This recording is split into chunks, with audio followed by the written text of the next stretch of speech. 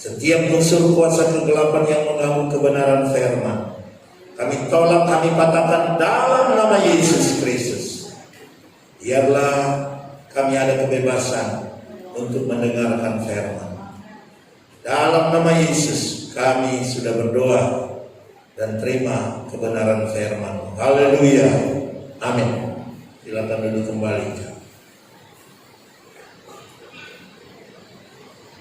Saudara jemaat yang dikasihi Kristus, di mana pagi hari ini kita boleh berkumpul bersama-sama di tempat ini. Kita akan mendengarkan firman Tuhan. Saya rindu kita membuka Alkitab kita di dalam Yohanes 8 ayat 13 sampai 14 dan ayat 17 sampai 18. Yang ayat 13 sampai 14 nanti yang membacanya di sebelah kanan, dan kemudian 17 dan 18 di sebelah kiri, atau jemaat yang duduk di sebelah kiri.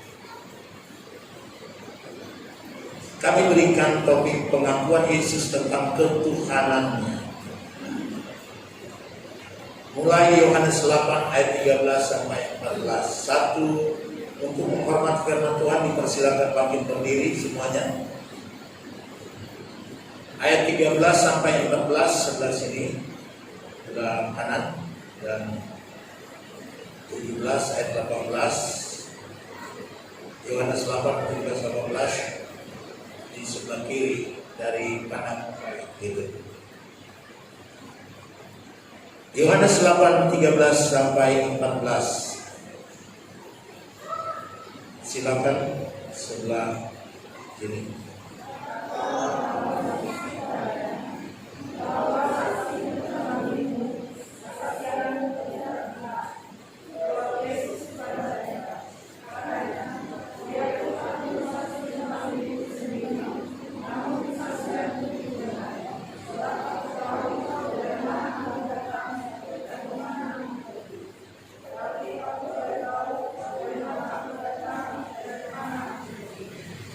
Ya, ayat 17 sampai 18.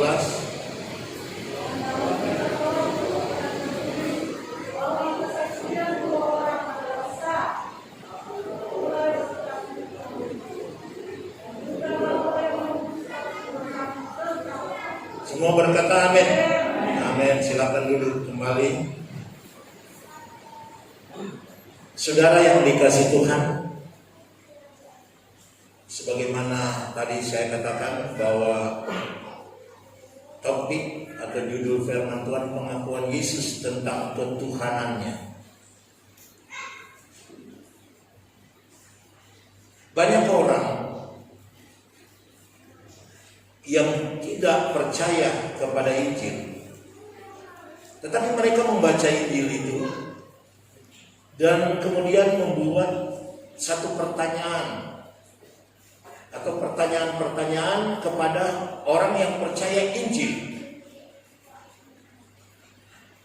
Di manakah Yesus Kristus pernah mengatakan bahwa Dia adalah Tuhan? Dan ini banyak orang Kristen sulit memberikan jawaban. Dari mana ayat-ayat tersebut yang dapat memberikan jawaban kepada mereka? Tapi saya ingin katakan, kalau Yesus langsung mengatakan seperti itu di tengah-tengah orang Yahudi,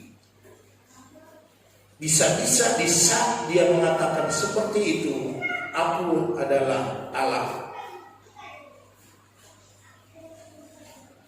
maka saat itu pun dia dianggap sudah menghujat Allah dan dia dilontar dengan batu. Kita lihat di dalam pembacaan kita saja ini bahwa Yesus mengatakan sesuatu di mana Yesus Kristus mengatakan hal itu kepada orang Farisi dan orang Yahudi, dan di situ juga ada orang Saduki. Dia mengatakan, aku adalah terang, atau dia adalah terang dunia, atau Yesus adalah terang dunia. Barang siapa mengikuti aku, ia tidak berjalan di dalam kegelapan, melainkan ia akan mempunyai terang hidup. Hanya kata-kata ini saja,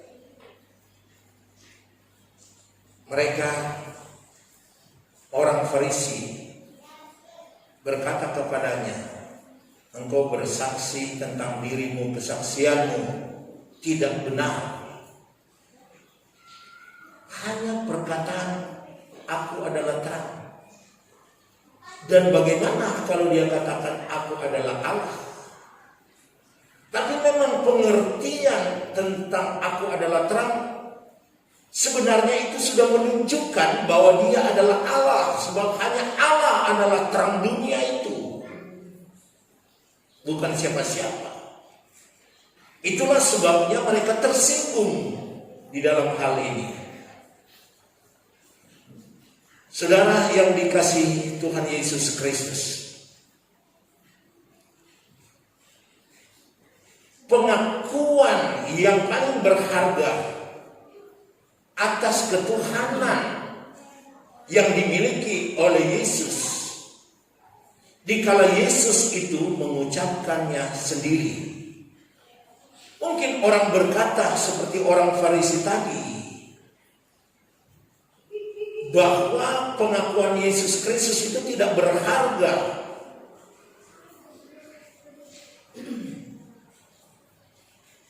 Dan mereka mencela Yesus. Namun saudara perlu ketahui, itu tergantung dari siapa yang memberikan pengakuan. Orang Farisi memang keberatan atas pengakuan Yesus dengan mengatakan bahwa pengakuan Yesus itu tidak benar.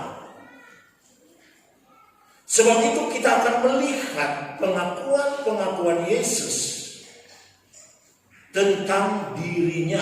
Siapakah dirinya itu? Siapakah Yesus itu?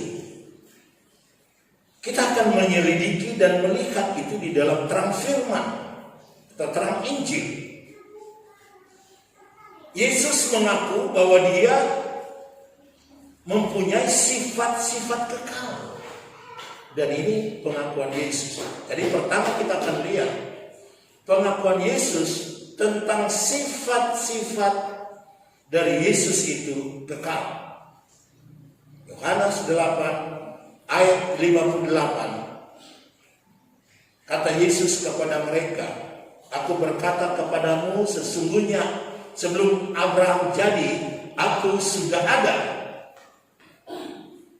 Perhatikan kata Yesus di situ. Aku berkata kepadamu, sesungguhnya sebelum Abraham ada, dia sudah ada. Jadi sebelum Abraham itu lahir, sebelum ada di dunia ini, Yesus itu sudah ada. Dan dia katakan, aku telah ada. Walaupun memang dia katakan ini,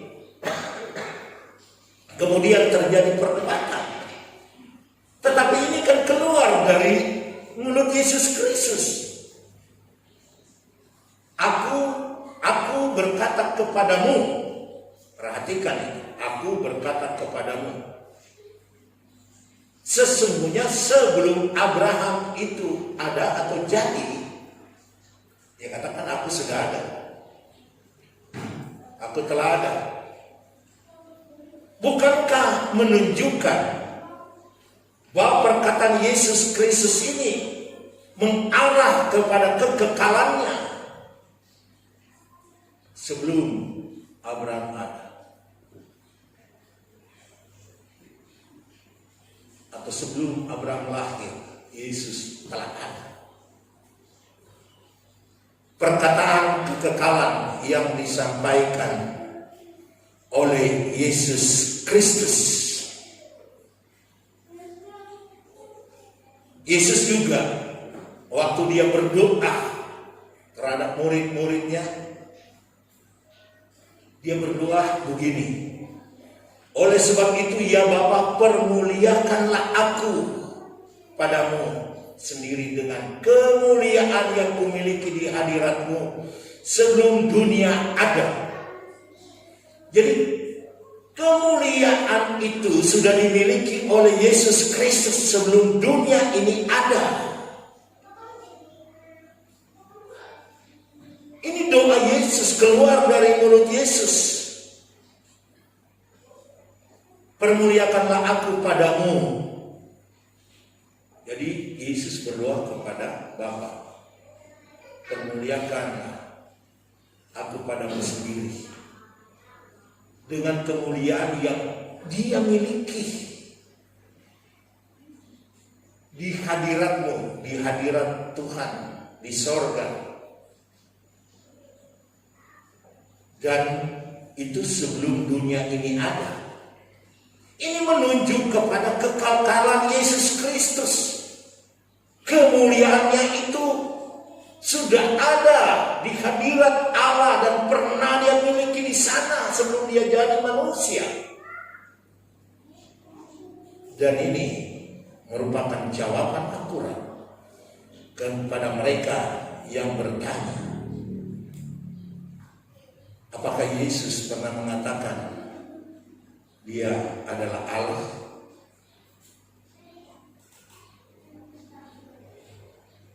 Kemuliaannya ada di hadirat Allah Bapa di surga sebelum dunia ada, dan itu dimiliki oleh Yesus Kristus. Dan ini sudah sangat jelas bahwa Dia mempunyai sifat-sifat keilahian yang kekal. Kemudian Dia Maha Kuasa. Matius 28 ayat yang ke-20, kalau sudah perhatikan, dan ajarlah mereka melakukan segala sesuatu yang telah Kuperintahkan kepadamu, dan ketahuilah aku menyertai kamu senantiasa sampai kepada akhir zaman. Jadi kita lihat di sini juga kemahakuasaannya. Dia menyertai setiap orang percaya kepada Yesus Kristus sampai kesudahan alam. Hanya orang yang berkuasa seperti Yesus Kristus, manusia ilahi yang mampu menjaga, mampu memelihara, mampu menyertai kita sampai kesudahan alam, menyertai orang-orang percaya. Jadi orang percaya bergantian di tengah-tengah dunia ini dengan umurnya yang sudah ditetapkan.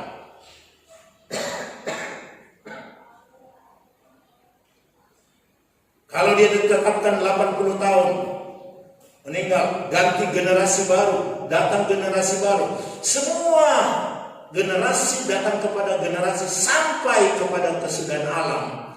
Yesus menyertai, Yesus pemelihara saudara.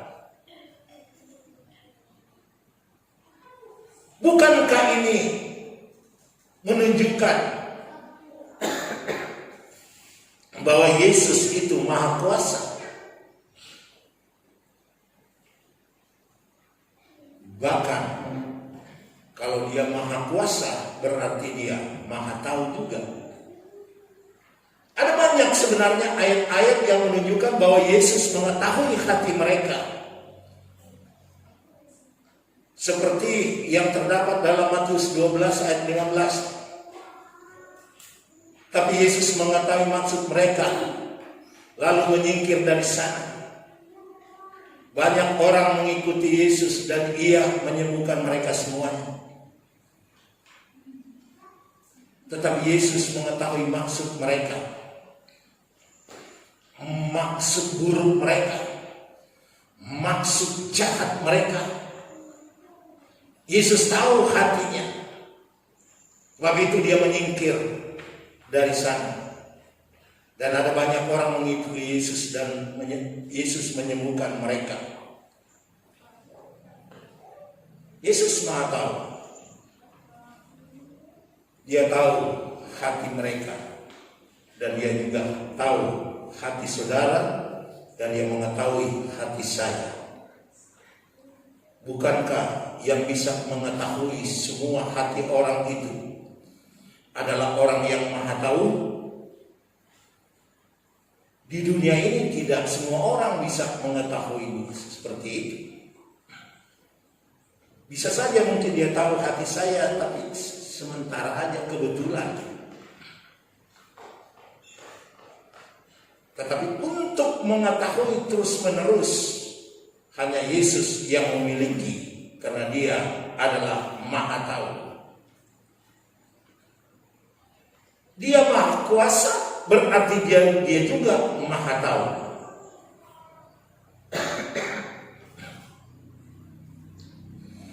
Saudara yang dikasih Kristus,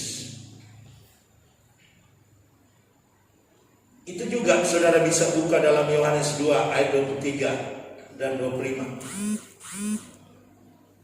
Jadi sementara Yesus di Yerusalem, yaitu selama hari raya pada waktu itu, yaitu hari raya Paskah, banyak orang percaya dalam namanya. Jadi banyak orang percaya kepada Yesus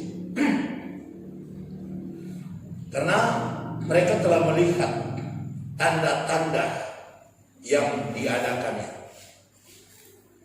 Tapi Yesus sendiri tidak mempercayakan dirinya kepada mereka karena Ia mengenal mereka semua. Dan karena tidak perlu seorang pun memberi kesaksian kepadanya tentang manusia, sebab Ia tahu apa yang ada di dalam hati manusia. Jadi hati manusia Yesus Kristus tahu. Hatimu saat ini bergembira atau sedih, Yesus tahu. Menerima firman Allah dengan benar dan tidak, Yesus tahu.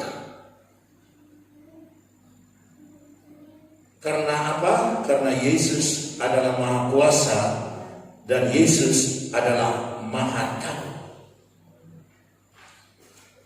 Yang Maha Tahu ini hanya dimiliki oleh Allah.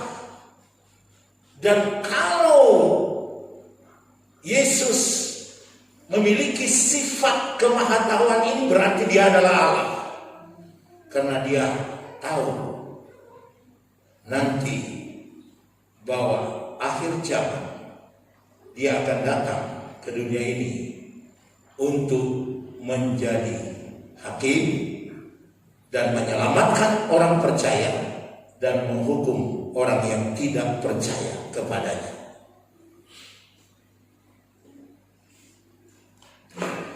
Karena itu Dia katakan, dan karena tidak perlu seorang pun memberi kesaksian kepadanya tentang manusia. Karena Dia tahu apa yang ada di dalam hati manusia. Tidak usah orang berbisik, oh si ini dan si itu, begini dan begitu. Tidak perlu. Tidak perlu orang mengatakan, Yesus, imam ini dan imam itu begini dan begitu. Orang ini begini dan begitu. Tidak perlu. Karena Yesus mengetahui hati semua orang. Inilah keilahian Yesus yang Maha Kuasa dan Maha Tahu. Sebab itu tidak usah kita khawatir tentang kehidupan kita. Dia tahu apa yang akan terjadi besok hari, minggu depan, minggu yang akan datang, bulan depan, tahun depan. Dia tahu apa yang akan terjadi karena Dia Maha Tahu. Sebab itu apabila kita menemui permasalahan di sini, kita hanya bertanya kepada Yesus dan meminta belas kasihan kepadanya, karena Dia Maha tahu tentang kehidupan kita ke depan.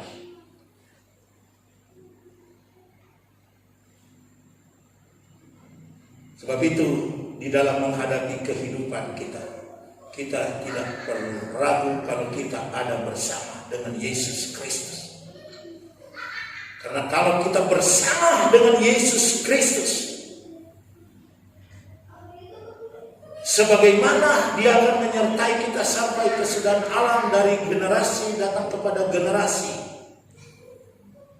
maka generasi kita ini juga yang dimana kita mau berharap bersandar kepadanya, Dia akan memberikan belas kasihan kepada kita. Terlebih di tengah-tengah COVID-19 ini, Dia akan berbelas kasihan kepada kita. Dia akan memberikan penjagaan dan pertolongan kepada kita. Yang penting di sini kita yakin bahwa Yesus itu Maha Kuasa, bahwa Yesus Maha tahu. Kekhawatiran Dia tahu. Serahkanlah khawatirmu kepadanya. Dia akan mengambil kekhawatiran, ganti dengan sukacita, asalkan kita mau beriman dan percaya kepadanya. Yesus Kristus itu Maha tahu. Kalau Dia Maha tahu, ingat Dia juga Maha hadir. Amin, saudara. Di mana ditulis itu? Itu seringkali kita mau buka ibadah, kita berkata, sebab di mana 2-3 orang berkumpul di dalam namaku, di situ aku ada hadir di tengah-tengah mereka. Atau Yesus hadir di tengah-tengah kita semua. Jadi di mana ada 2-3 orang berkumpul dalam nama Yesus, di situ Yesus ada di tengah-tengah mereka. Di mana ayat itu? Yaitu Matius 18 ayat 20. Yesus itu Maha hadir. Dia hadir di sini, Dia hadir di Amerika, Dia hadir di keluargamu. Mengapa kita rasa takut? Mengapa kita mau gentar kalau Yesus itu Maha hadir? Saudara undang Dia di sini, hadir di sini. Keluargamu di sana yang jauh, Dia mengundang juga, Dia hadir di sana. Kita mendengarkan sabdanya di sini. Di sana Dia berdoa, memohon pertolongan Tuhan.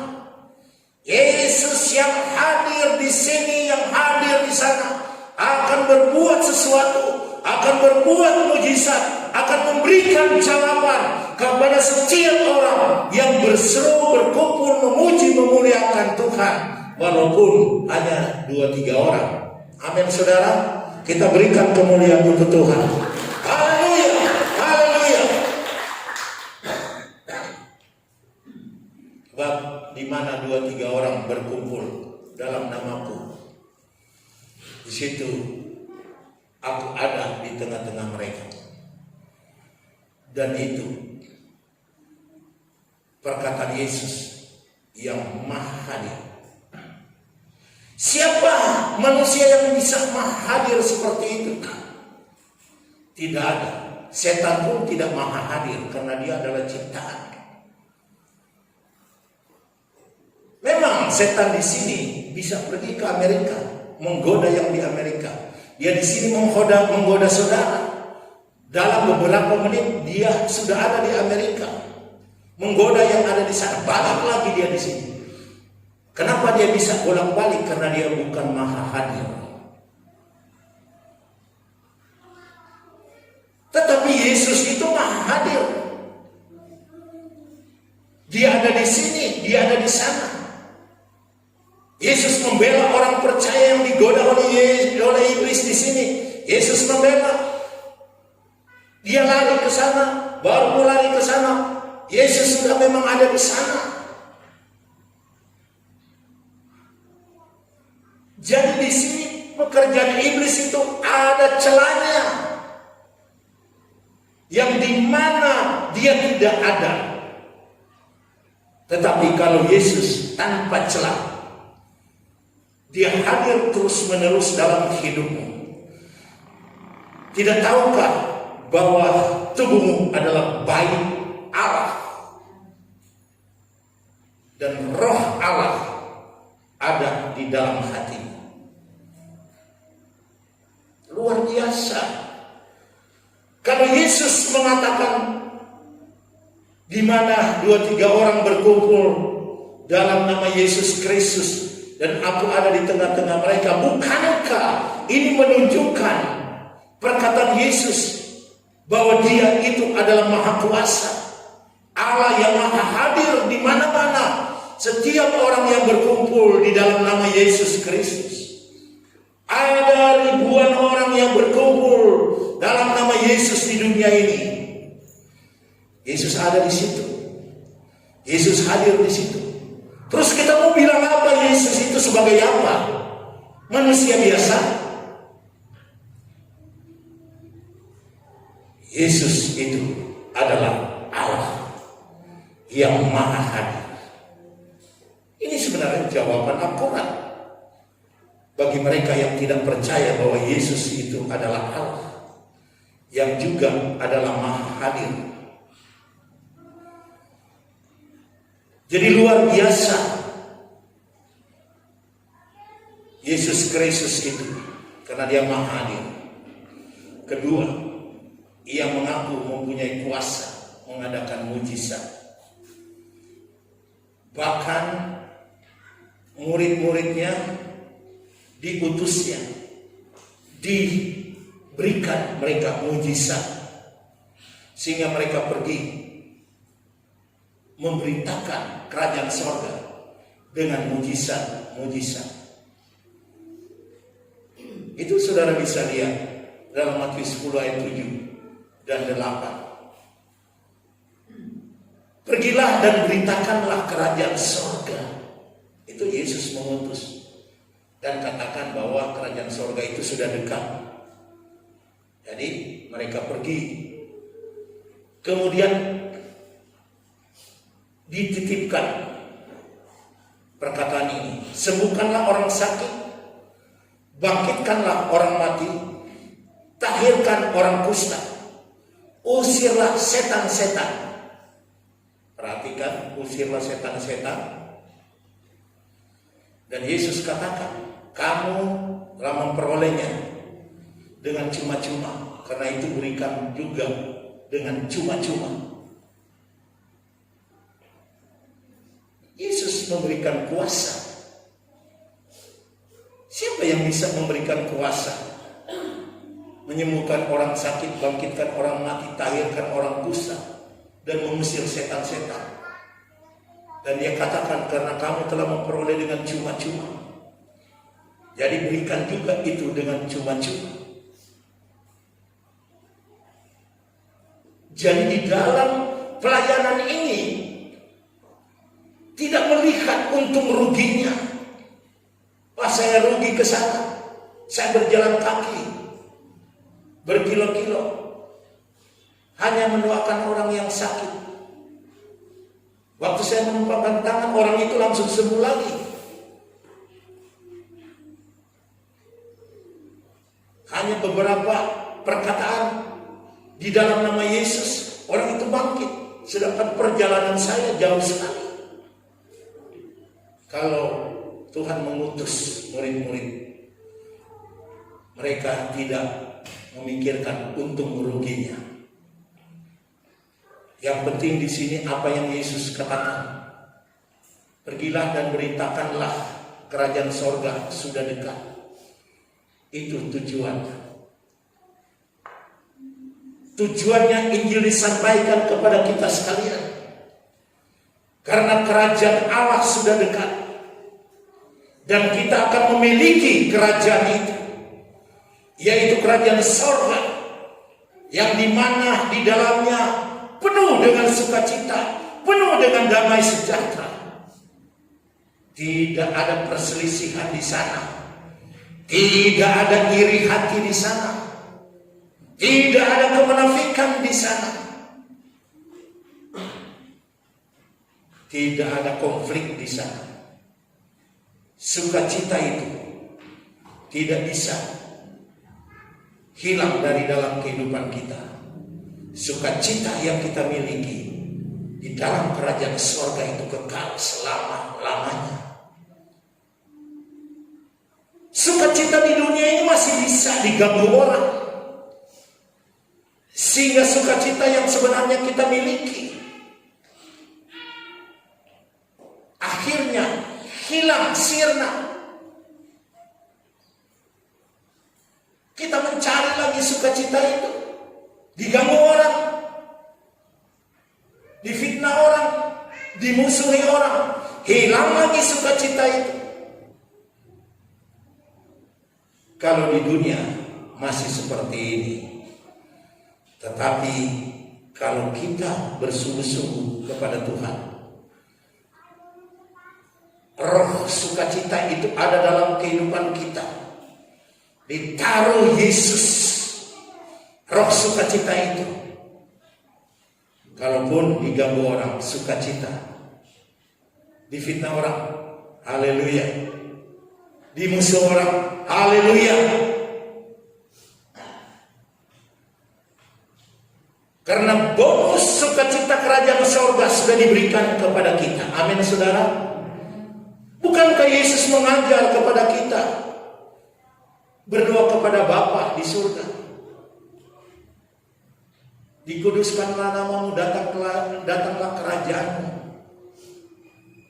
Mendatangkan kerajaan surga di bumi ini, yang artinya sukacita kita miliki kalau kita ada di dalam Yesus Kristus. Kita sudah menerima bonus itu, asalkan kita tetap bertahan kepada sukacita itu. Apapun kata orang, tapi sukacita dari Yesus Kristus itu kekal abadi dalam hidup kita kalau kita benar-benar berpegang teguh kepadanya.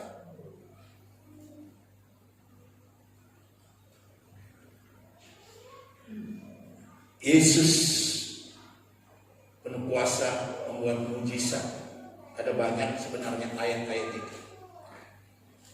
Kemudian Yesus pernah memberi makan 5.000 orang. Kita tidak usah baca ayatnya. Itu ada dalam Matius 14, 16 sampai 21. Tetapi kita tahu mujizat Tuhan. Berapa roti? Berapa? Ikan berapa? 2. 2 ikan dan 5 roti ini berapa orang makan? Berapa orang? 5.000 orang. Dan katanya cuma laki-laki, perempuan tidak terhitung, anak-anak juga tidak terhitung. Sisa berapa? 12 bakul. Bukankah ini adalah mujizat? Roti 5, ketul 5 buah, dimakan 5.000 orang laki-laki, belum perempuannya, belum anak-anak. Ikan juga begitu, 2 ekor. Sisa lagi ada 5, berapa bakul? 12 bakul dari 5 roti itu. Artinya hidup kita ini kita tidak perlu khawatir.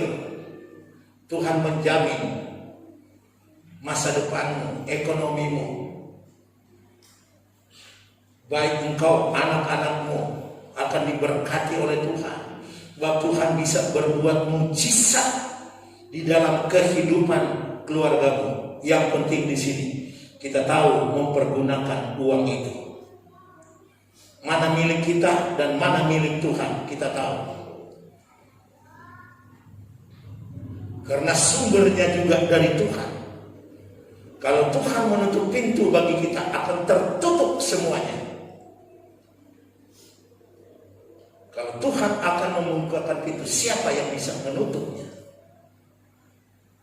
Karena itu, mari kita menyerahkan kehidupan kita kepada Yesus Kristus.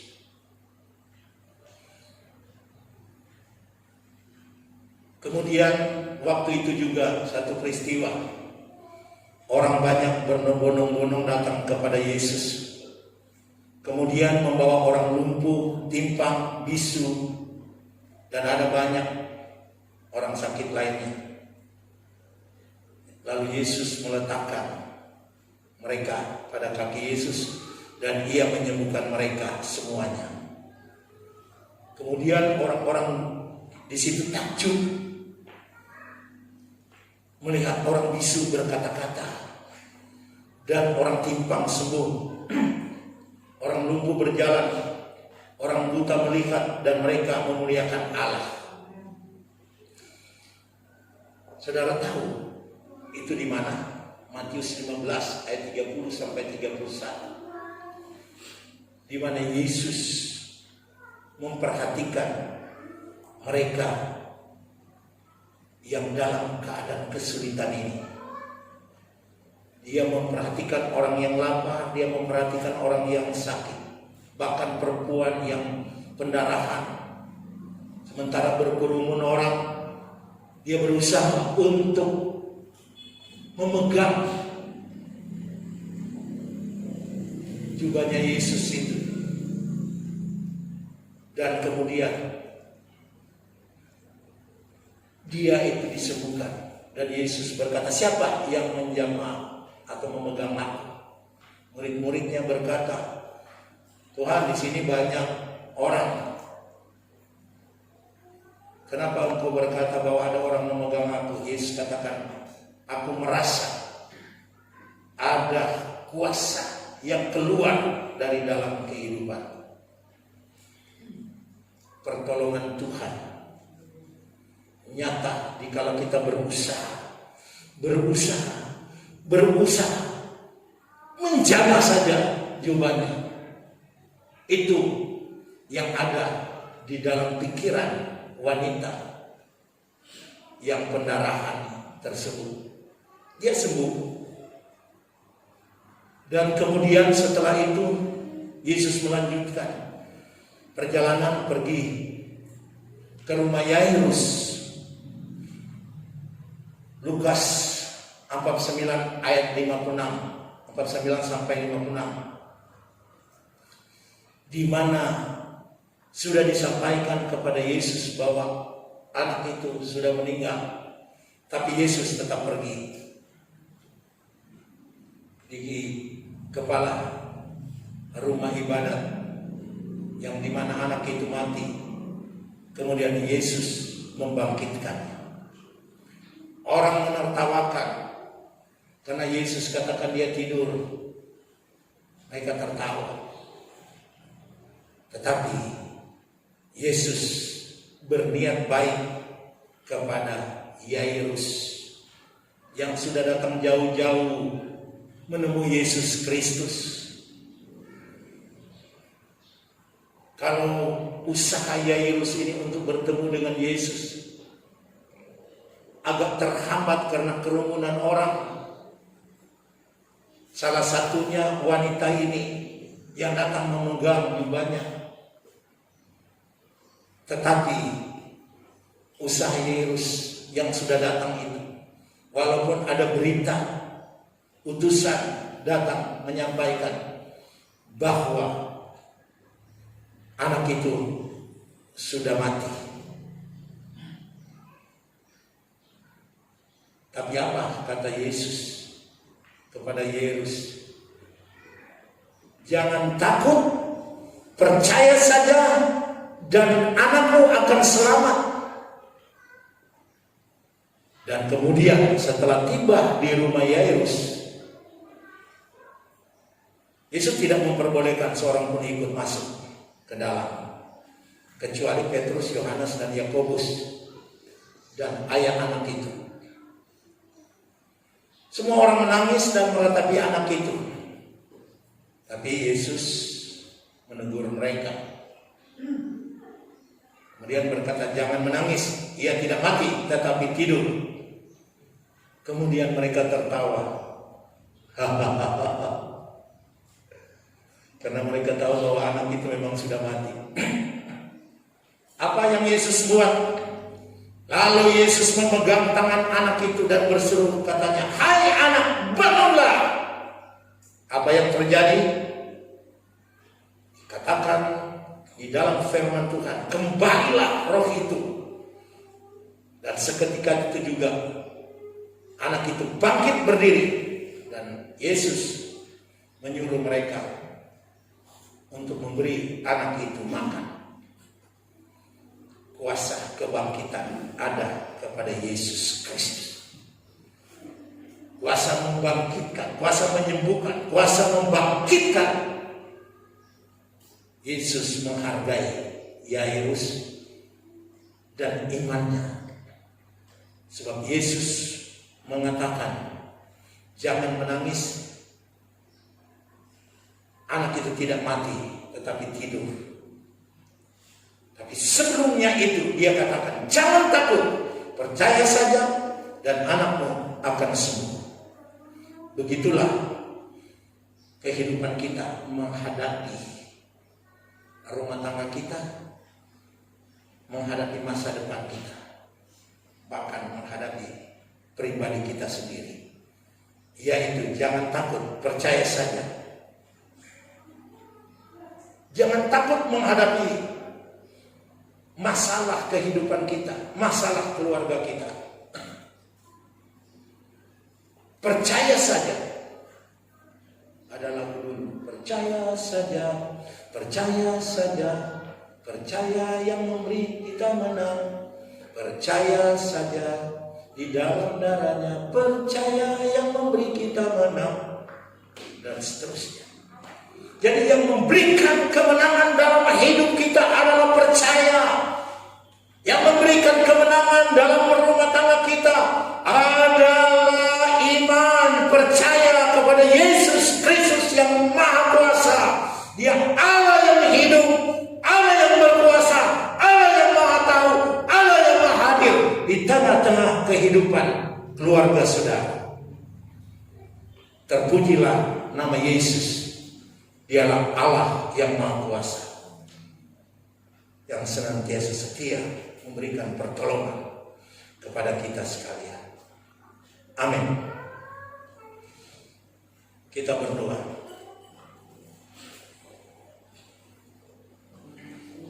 Bapa di surga,